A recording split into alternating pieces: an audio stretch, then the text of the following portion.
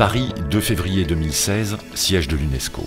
Le CHOM organise en partenariat avec le ministère de l'Écologie, la Commission océanographique intergouvernementale de l'UNESCO et le BRGM, les deuxièmes journées REFMAR. Derrière ce sigle se cache l'une des questions clés pour comprendre le climat, l'observation du niveau de la mer. Moins de 2 mois après la COP21, cet événement scientifique fait écho aux mêmes préoccupations sur l'environnement et le réchauffement climatique. Dès le premier jour, les différents organisateurs donnent la mesure de l'enjeu. La COI compte actuellement 147 États membres.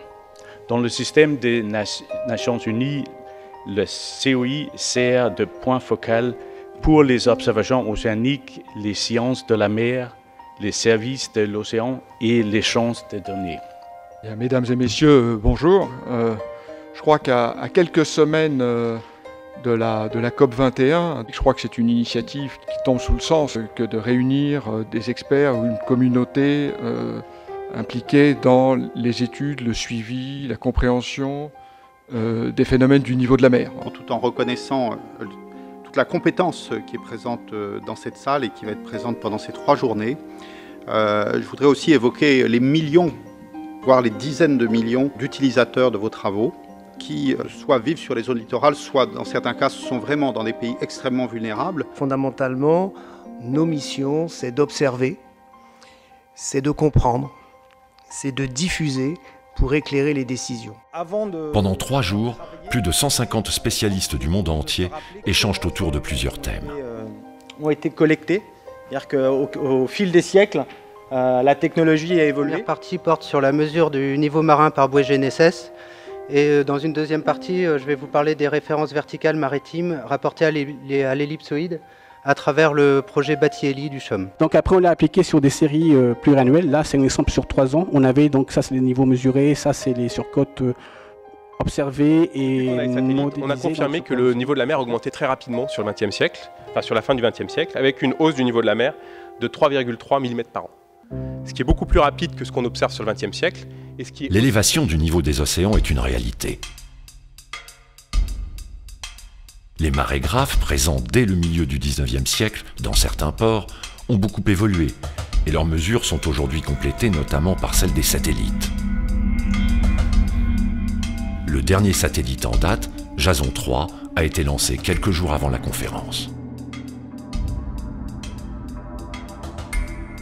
Cette élévation constante du niveau des océans et le réchauffement climatique conduisent à des événements extrêmes. Submersion du littoral, tsunami. Une deuxième question, aurait-on pu prédire la probabilité annuelle de dépassement d'un tel niveau d'eau avant... Comment fonctionnent ces phénomènes? Comment les prédire? Comment anticiper les dangers? On aura des résultats en métropole pour le littoral, pour les ports de mer du Nord. L'apport de chercheurs de pays différents permet de multiplier les angles d'approche. D'analyse régionale des aléas maritimes extrêmes.